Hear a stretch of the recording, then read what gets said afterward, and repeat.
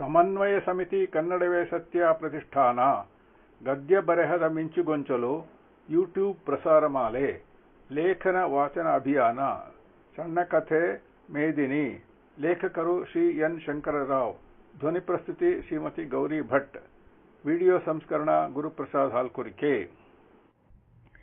ಕಥಾ ಶೀರ್ಷಿಕೆ ಮೇದಿನಿ ಲೇಖಕರು ಶ್ರೀ ಎನ್ ಶಂಕರರಾವ್ ವಾಚನ ಗೌರಿ ಭಟ್ ಮೇದಿನಿ ರವಿ, ನಿನಗೆ ಈ ಕೆಲಸದ ಪತ್ರ ಇಂದಿನ ಟಪಾಲಿನಲ್ಲಿ ಬಂದಿದೆ ಕಣೋ, ನೋಡೋ ಎಂದು ತಾಯಿ ಜಾನಕಮ್ಮ ಮಗನಿಗೆ ಪತ್ರ ಕೊಟ್ಟರು. ಯಾವ ಕೆಲಸನೋ, ಇಲ್ಲೇ ತಾನೇ, ಬೇಗ ಕೆಲಸ ಸಿಕ್ಕರೆ ನಿನಗೆ ಮದುವೆ ಮಾಡಬಹುದು ಕಣೋ. ತಾಯಿಯ ವಾತ್ಸಲ್ಯದ ಅಮೃತಧಾರೆ. ಅಯ್ಯೋ ಅಮ್ಮ, ನೀನು ಈಗಲೇ ಅದನ್ನೆಲ್ಲ ಯೋಚಿಸಬೇಡ. ನನಗೆ ಈ ಕೆಲಸ ಸಿಕ್ಕಿರೋದು ಒಂದು ಹಳ್ಳಿಯಲ್ಲಿ, ಅಂದರೆ ತಾಲೂಕು ಊರು. ನಾನು ಯಾಕೆ ಹಳ್ಳಿಗೆ ಹೋಗಲಿ? ಅಪ್ಪನ ಆಸ್ತಿ ನೋಡಿಕೊಂಡು ಇಲ್ಲೇ ಸಿಟಿನಲ್ಲಿ ಕೆಲಸ ಮಾಡುತ್ತೇನೆ. ಅಮ್ಮ, ಏನಂತೀಯ?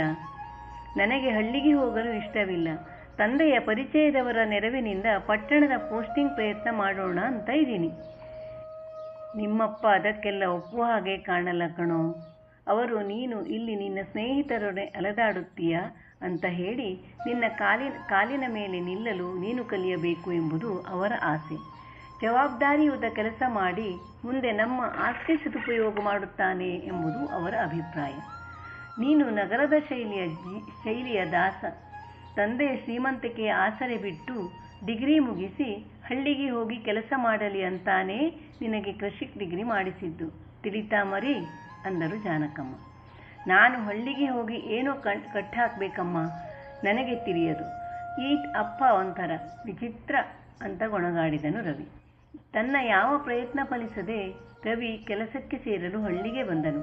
ಮೊದಲನೆಯ ದಿನ ಹಿರಿಯ ಕೃಷಿ ಅಧಿಕಾರಿಗಳನ್ನು ಭೇಟಿ ಮಾಡಿದ. ಏನ್ರಿ, ಬೆಂಗಳೂರಿನಲ್ಲಿ ಓದಿದ್ದ, ಹಳ್ಳಿಯ ಅನುಭವ ಮೊದಲು ಪಡೆಯಿರಿ ಆಯ್ತಾ ಎಂದು ಹಿರಿಯ ಇಲಾಖಾ ಸೂಪರ್ವೈಸರ್ ರಂಗಪ್ಪನವರನ್ನು ಕರೆದು, ರೀ ರಂಗಪ್ಪ, ಇವರು ರವಿ ಅಂತ, ಈಗ ತಾನೇ ನಮ್ಮ ಇಲಾಖೆಗೆ ಸೇರಿದ್ದಾರೆ. ಈಗ ಬಿತ್ತುವ ಸಮಯ ಬೇರೆ. ನಿಮ್ಮ ಜೊತೆ ಕೆಲವು ತಿಂಗಳು ಇವರನ್ನು ಹಳ್ಳಿಗಳಿಗೆ ಪ್ರತಿದಿನ ಕರೆದುಕೊಂಡು ಹೋಗಿ ಕೃಷಿ ಚಟುವಟಿಕೆ ಬಗ್ಗೆ, ಮಣ್ಣಿನ ತಪಾಸಣೆಯ ಕಾರ್ಯ, ಬಿತ್ತನೆ ಬೀಜ, ಗೊಬ್ಬರ ಇವೆಲ್ಲ ಸಕಾಲಕ್ಕೆ ಹೇಗೆ ಒದಗಿಸಬೇಕು, ರೈತರ ಪರಿಸ್ಥಿತಿ, ಬೆಳೆ ಸಾಲ ಸಿಕ್ಕಿದೆಯಾ, ಎಷ್ಟು ಎಕರೆ, ಯಾವ ಬೆಳೆ ಬಿತ್ತಿದ್ದಾರೆ, ಎಲ್ಲ ಮಾಹಿತಿಯನ್ನು ನಾವು ಹೇಗೆ ಪಡೆಯಬೇಕೆಂಬ ಕೌಶಲ್ಯ, ಕಾರ್ಯವಿಧಾನ ಇದರ ಬಗ್ಗೆ ಆನ್ಫೀಲ್ಡ್ ತರಬೇತಿ ನೀಡಿ ಅಂದರು.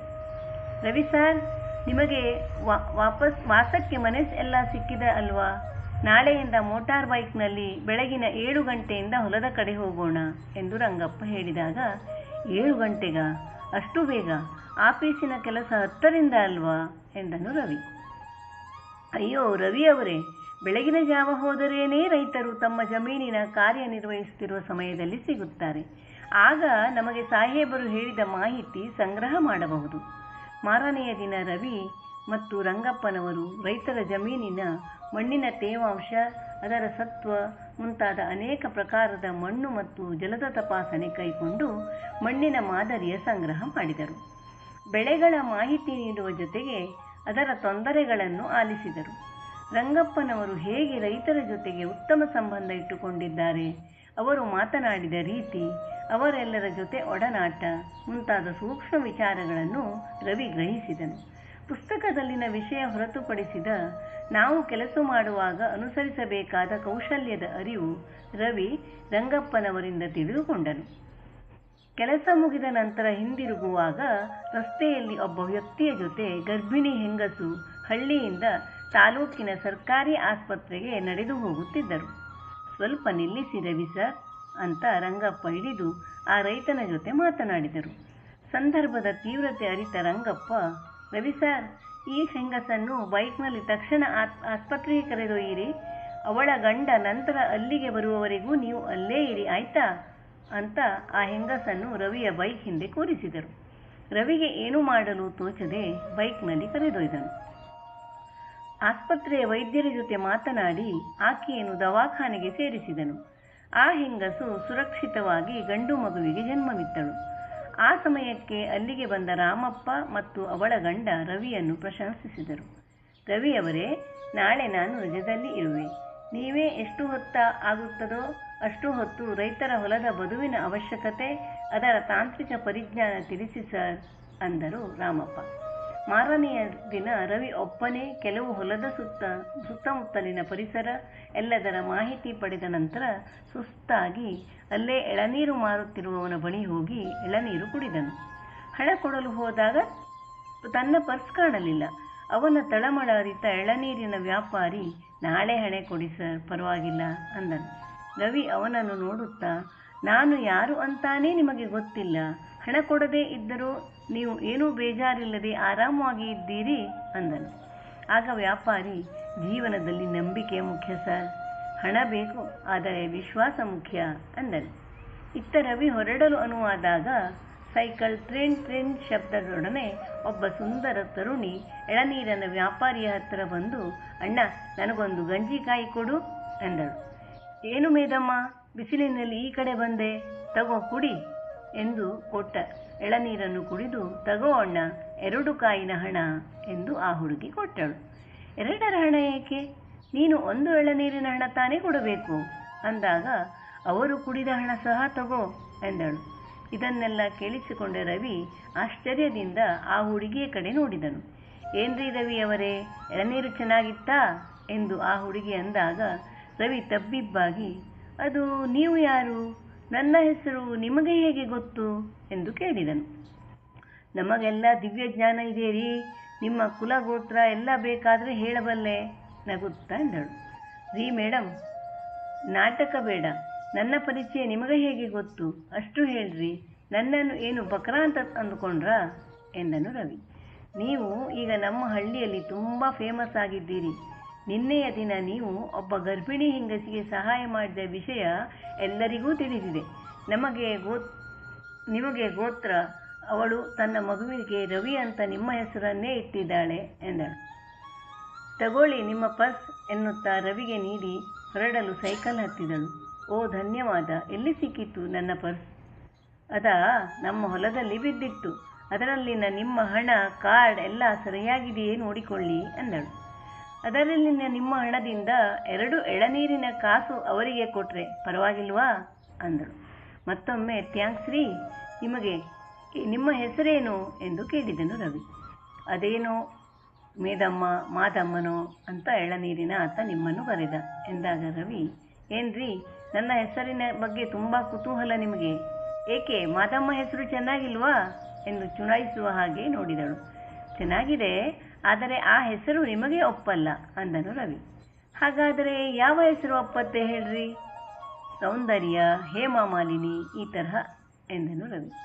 ಅದ್ಯಾವುದು ನನ್ನ ಹೆಸರಲ್ಲ, ನನ್ನ ಹೆಸರು ನೀವೇ ಕಷ್ಟಪಟ್ಟು ತಿಳಿದುಕೊಳ್ಳಿ ಎಂದಳು. ಸರಿ, ಅಲ್ಲಿವರೆಗೆ ನಿಮ್ಮನ್ನು ಎಳನೀರು ಅಂತಾನೆ ಕರಿತೀನಿ, ಸರಿನಾ ಎಂದಾಗ ರವಿಯ ಮಾತನ್ನು ಕೇಳಿಸಿಕೊಳ್ಳುತ್ತಾ ಸೈಕಲ್ಲಿನ ಮೇಲೆ ಆ ಹುಡುಗಿ ಕುಳಿತಳು. ಸರಿ ರೀ ಬೆಳದಿಂಗಳ ಬಾಲೆ, ಆದಷ್ಟು ಬೇಗ ನಿಮ್ಮ ಹೆಸರು ಕಂಡು ಹಿಡಿತೀನಿ, ಆವಾಗ ನನಗೆ ಏನು ಕೊಡುತ್ತೀರಾ ಎಂದನು. ನನ್ನ ಹೆಸರು ಕಂಡು ಹಿಡಿದರೆ ನಮ್ಮ ತೋಟದ 2 ಎಳನೀರು ಕೊಡುತ್ತೇನೆ ಎಂದು ಹೊರಟಳು. ನನಗೆ ನೀವೇ ಬೇಕು ಎಂಬ ರವಿಯ ಮೆಲುದನಿ ಗಾಳಿಯಲ್ಲಿ ಲೀನವಾಗಿ ಅವಳಿಗೆ ಕೇಳಿಸಲಿಲ್ಲ. ಮುಂದಿನ ಕೆಲವು ದಿನಗಳು ರವಿ ತನ್ನ ಕೆಲಸದಲ್ಲಿ ತುಂಬ ಬ್ಯುಸಿಯಾದ. ನಂತರ ಅವನನ್ನು ರಿಮೋಟ್ ಸೆನ್ಸಿಂಗ್ ತರಬೇತಿಯ ಸಲುವಾಗಿ ಬೆಂಗಳೂರಿಗೆ ಕಳುಹಿಸಿದರು. ಸ್ನೇಹಿತರು ಮತ್ತು ತಂದೆ ತಾಯಿಯನ್ನು ನೋಡುವ ಅವಕಾಶ ಸಿಕ್ಕಾಗ ತಕ್ಷಣ ರವಿ ಹೊರಟು ಬಿಟ್ಟ. 1 ತಿಂಗಳ ನಂತರ ಹಳ್ಳಿಗೆ ರವಿ ಬಂದನು. ಅಂದು ಸಂತೆಯ ದಿನ. ಅಲ್ಲಿಗೆ ರವಿ ಬಂದಾಗ ನಿಧಾನವಾಗಿ ಬರುತ್ತಿರುವ ಆ ತರುಣಿ ಇವನನ್ನೇ ದಿಟ್ಟಿಸಿ ನೋಡಿದಳು. ಕಣ್ಣೀರಿನ ಹನಿ ಅವಳ ವದನದಲ್ಲಿ ಕಂಡಾಗ ರವಿ ವಿಚಲಿತನಾದ.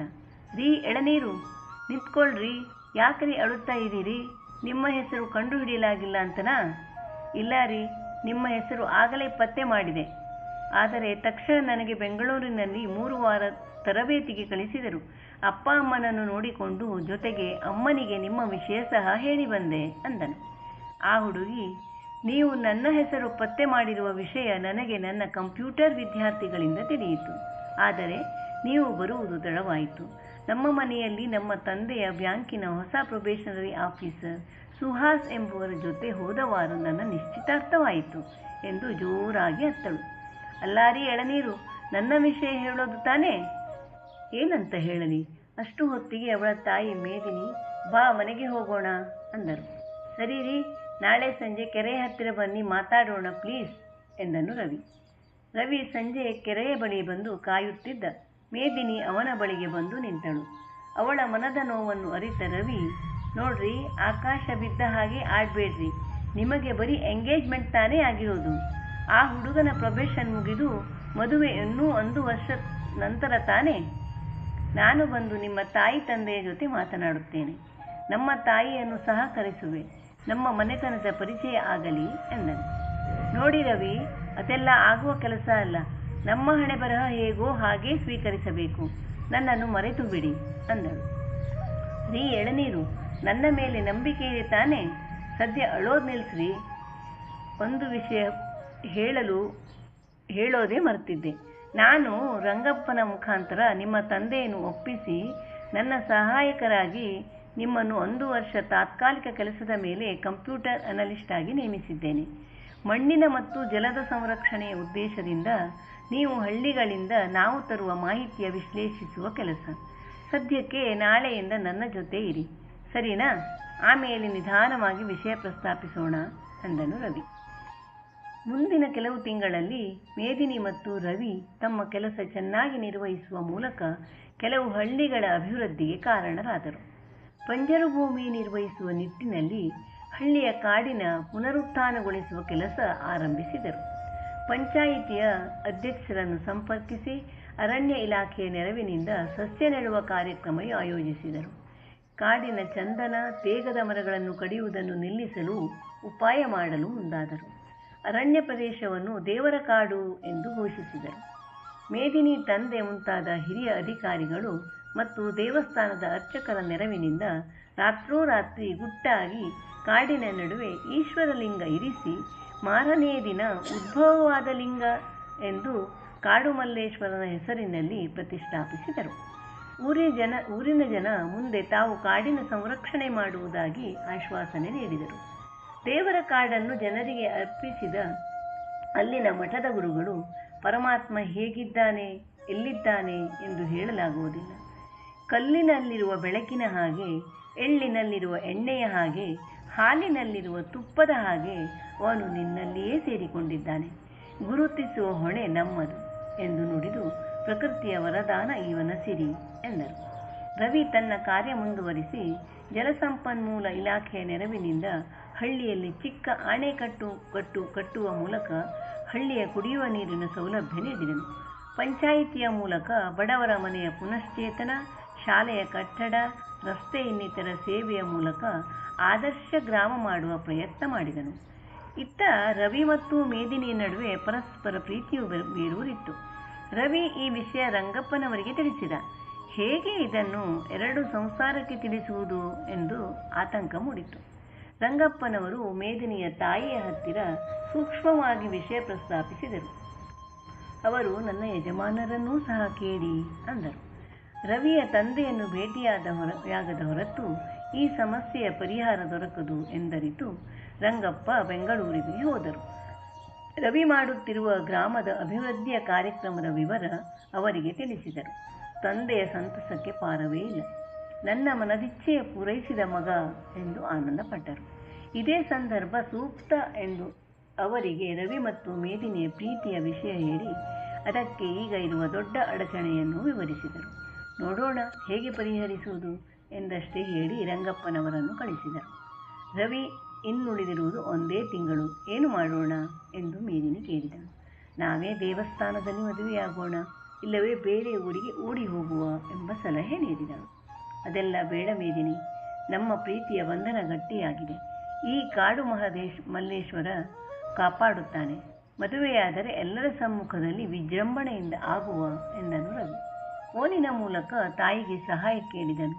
ತಂದೆಯನ್ನು ಕೇಳುವ ಧೈರ್ಯ ಬರಲಿಲ್ಲ. ಮೇದಿನಿಯ ತಂದೆಯನ್ನು ಭೇಟಿಯಾಗಿ ತನ್ನ ಮನದ ಆಸೆಯನ್ನು ತಿಳಿಸಿದನು. ನಿನ್ನ ಬಗ್ಗೆ ನಮಗೆಲ್ಲ ತುಂಬ ಹೆಮ್ಮೆ ಇದೆ. ನೀವು ಶ್ರೀಮಂತರಾದರೂ ಹಳ್ಳಿಯ ಅಭಿವೃದ್ಧಿಯ ದೃಷ್ಟಿಯಿಂದ ಇಲ್ಲೇ ನೆಲೆಸಿ ಮಾಡಿದ ಕಾರ್ಯ ಶ್ಲಾಘನೀಯ. ಆದರೆ ಈಗ ನಿಮ್ಮ ಮದುವೆ ಹೇಗೆ ಆಗುತ್ತದೆ? ಅವಳಿಗೆ ಗೊತ್ತಾಗಿರುವ ಹುಡುಗ ಏನೆಂದಾನು? ನನ್ನಿಂದ ಇದು ಕಷ್ಟ ಎಂದರು. ಮದುವೆಯ ಲಗ್ನ ಇನ್ನು 1 ವಾರ ಮಾತ್ರ ಮನೆಯಲ್ಲಿ ತಯಾರಿ ನಡೆಸಿದರು. ಒಂದು ದಿನ ಮೇದಿನಿಯ ತಂದೆಗೆ ಫೋನ್ ಬಂತು. ರವಿಯ ತಂದೆ ಆ ಕಡೆಯಿಂದ ತಮ್ಮ ಪರಿಚಯ ಮಾಡಿಕೊಂಡು, ನಾವೆಲ್ಲ ನಿಮ್ಮ ಊರಿಗೆ ನಾಳಿದ್ದು ಬರುತ್ತೇವೆ, ನಮ್ಮ ಮಗನನ್ನು ನೋಡಲು, ಹಾಗೆ ನಿಮ್ಮ ಮಗಳ ಮದುವೆ ಮುಗಿಸಿಕೊಂಡೇ ಹಿಂದಿರುಗುತ್ತೇವೆ ಎಂದರು. ಮೇದಿನಿಯ ತಂದೆಗೆ ಆಶ್ಚರ್ಯವಾಯಿತು. ಈ ವಿಷಯ ಅವರ ಹೆಂಡತಿಗೆ ಸಹ ತಿಳಿಸಿದರು. ಮದುವೆಯ ಹಿಂದಿನ ದಿನ ಅಳಿಯ ಆಗುವ ಹುಡುಗ ಸಹ ಫೋನ್ ಮಾಡಿ, ನಾವಿಬ್ಬರೂ ಸಹ ಬರುತ್ತೇವೆ ಎಂದನು. ಏನಂತೀರಾ, ಇಬ್ಬರು ಅಂದರೆ ಯಾರು ಅಂತ ಮೇದಿನಿಯ ತಂದೆ ಗಾಬರಿಗೊಂಡರು. ನಿಮಗೆಲ್ಲ ಸರ್ಪ್ರೈಸ್ ಅಂಕಲ್ ಅಂತ ಫೋನ್ ಇಟ್ಟನು. ಮೇದಿನಿಯ ತಂದೆಯ ಸ್ಥಿತಿ ಯಾರಿಗೂ ಬೇಡ. ದೇವರ ಮುಂದೆಯೇ ಕುಳಿತು ಕೆಲವು ಸಮಯ ಕಳೆದರು. ಮದುವೆಯ ದಿನ ಎಲ್ಲರ ಆಗಮನ. ವರ ರವಿಯ ತಂದೆ ತಾಯಿಯ ಜೊತೆಗೆ ಕಾರಿನಲ್ಲೇ ಬಂದಿಳಿದ. ಅವನ ಜೊತೆ ಒಬ್ಬ ತರುಣಿ ಸಹ ಇಳಿದಳು. ಎಲ್ಲರಿಗೂ ನಮಸ್ಕಾರ ಅಂತ ರವಿಯ ತಂದೆ ಹೇಳಿ, ಎಲ್ಲರೂ ಕುಳಿತುಕೊಳ್ಳಿ, ವರನಾಗಬೇಕಾದ ಸುಹಾಸ್ ಈಗ ನಿಮಗೆಲ್ಲ ಒಂದು ಸಂತಸದ ವಿಷಯ ತಿಳಿಸುತ್ತಾನೆ. ಸುಹಾಸ ರವಿಯನ್ನು ತನ್ನ ಬಳಿ ಬರಲು ತಿಳಿಸಿದ. ನಂತರ ಸುಹಾಸ್ ಮಾತನಾಡುತ್ತಾ, ನೋಡಿ, ಕೆಲವು ತಿಂಗಳ ಹಿಂದೆ ರವಿ ನನ್ನನ್ನು ಈ ವಿಷಯದಲ್ಲಿ ಸಂಪರ್ಕಿಸಲು ಬೆಂಗಳೂರಿಗೆ ಬಂದಿದ್ದ. ಆತ ತನ್ನ ಮತ್ತು ಮೇದಿನಿಯ ಪ್ರೀತಿಯ ವಿಷಯ ತಿಳಿಸಿದ. ಸಾಧ್ಯವಾದರೆ ಸಹಾಯ ಮಾಡಲು ಕೇಳಿದ. ಅದೇ ಸಮಯದಲ್ಲಿ ನಾನು ಸಹ ನನ್ನ ಬ್ಯಾಂಕಿನ ಸಹೋದ್ಯೋಗಿ ಈ ಸಂಧ್ಯಾಳನ್ನು ಇಷ್ಟಪಟ್ಟಿದ್ದೆ. ನಾನು ಸಹ ಆ ಸಮಯದಲ್ಲಿ ಹೇಗೆ ಈ ವಿಷಯ ಮೇದಿನಿ ಮತ್ತು ಅವರ ಮನೆಯವರಿಗೆ ತಿಳಿಸುವುದು ಎಂಬ ಸಂದಿಗ್ಧದಲ್ಲಿದ್ದೆ. ರವಿಯ ಪ್ರೀತಿಯ ವಿಷಯ ತಿಳಿದ ನಂತರ ನನಗೂ ಇದರಿಂದ ಸುಲಭವಾಗಿ ಯಾರ ಮನಸ್ಸನ್ನು ನೋಯಿಸದೆ ಈ ಪರಿಸ್ಥಿತಿಯಿಂದ ಬಿಡುಗಡೆಯಾದದ್ದು ಖುಷಿಯಾಯಿತು. ನಾನು ಮತ್ತು ರವಿ ಇಬ್ಬರೂ ಕೊನೆಯ ವಾರದ ತನಕವೂ ಗೌಪ್ಯತೆ ಕಾಪಾಡಿಕೊಳ್ಳಲು ನಿರ್ಧರಿಸಿದ್ದೆವು ಎಂದು ಸುಹಾಸ್ ಹೇಳಿ ಎಲ್ಲರಿಗೂ ಆಶ್ಚರ್ಯ ಮೂಡಿಸಿದನು. ಆಗ ರವಿ ಸಹ ಸುಹಾಸನ ಮಾತಿಗೆ ಬೆಂಬಲವಾಗಿ ನಡೆದ ಘಟನೆಯ ವಿವರ ತಿಳಿಸಿದನು. ಆಗ ರವಿಯ ತಂದೆ ನೋಡಿ, ಈ ವಿಷಯದಲ್ಲಿ ಎಲ್ಲರ ಸಹಮತ ವ್ಯಕ್ತಪಡಿಸಿದ ನಂತರ ನಿನ್ನೆ ತಾನೇ ಸುಹಾಸ್ ಮತ್ತು ಸಂಧ್ಯಾಳ ರಿಜಿಸ್ಟರ್ ಮದುವೆ ಆಯಿತು ಎಂದರು. ನನ್ನ ಮಗ ರವಿ ನನ್ನ ಮನದಿಚ್ಛೆಯ ಪ್ರಕಾರ ಹಳ್ಳಿಗೆ ಬಂದು ಅಸಾಧಾರಣ ಕಾರ್ಯ ಮಾಡಿದ್ದಾನೆ. ಅವನಿಗೆ ಮೇದಿನಿಯ ಪ್ರೀತಿಯ ಸಹಕಾರ ಸಹ ಸಿಕ್ಕಿದೆ. ಜೊತೆಗೆ ರಂಗಪ್ಪನವರ ನಿಸ್ವಾರ್ಥ ಮನೋಭಾವ ಶ್ಲಾಘನೀಯ ಎಂದರು. ನಮ್ಮ ಹಠಗಳನ್ನು ಸಾಧಿಸದೆ ಮಕ್ಕಳ ಆಸೆಗಳ ನೆರವೇರಿಸುವುದು ಒಳ್ಳೆಯದು ಅಂದರು. ಅವರ ಮಾತಿಗೆ ಎಲ್ಲರೂ ಸಹಮತಿ ವ್ಯಕ್ತಪಡಿಸಿದರು. ರವಿ ಮೇದಿನಿಯ ಮದುವೆ ನಡೆಯಿತು. ಎಲ್ಲರ ಆಶೀರ್ವಾದ ಪಡೆದರು. ರವಿ ಮತ್ತು ತಂದೆ ತಾಯಿಗೆ ಕೃತಜ್ಞತೆಯಿಂದ ನಮಸ್ಕಾರ ಮಾಡಿದನು. ಮದುವೆಯ ನಂತರ ರವಿ ತಂದೆ, ಏನಯ್ಯ ಸಿಟಿಗೆ ವರ್ಗ ಮಾಡಿಸಲಾ ಎಂದರು. ಬೇಡ ಅಪ್ಪ, ನಾವಿಬ್ಬರೂ ಈ ಪರಿಸರದಲ್ಲೇ ಇರುತ್ತೇವೆ. ಇನ್ನೂ ತುಂಬ ಗ್ರಾಮೀಣ ಅಭಿವೃದ್ಧಿಯ ಕಾರ್ಯಕ್ರಮ ಇದೆ. ಇಲ್ಲಿನ ಜನರ ಜೊತೆಗೆ ಅವಿನಾಭಾವ ಸಂಬಂಧ ನನಗಿದೆ ಎಂದನು. ಸರಿ, ಮತ್ತೆ ಹೆಣ್ಣು ಮತ್ತು ಮಣ್ಣಿನ ರೂಪದಲ್ಲಿರುವ ಮೇದಿನಿ ಮತ್ತು ಭೂಮಿ ಎರಡೂ ನಿನಗೆ ಒಲಿದು ಬಂದಿದೆ. ಚೆನ್ನಾಗಿರು ಮಗನೇ ಎಂದು ಹರಸಿ, ನೋಡು, ನಿಮಗೆ ಮದುವೆ ಉಡುಗೊರೆಯಾಗಿ ಊರಿನ ಹತ್ತಿರ ಒಂದು ಫಾರ್ಮ್ ಹೌಸ್ನ ಖರೀದಿಸಿದ್ದೇನೆ, ಸಂತೋಷವಾಗಿ ಬಾಡಿ ಎಂದು ಆಶೀರ್ವದಿಸಿದರು. ನಮಸ್ಕಾರ.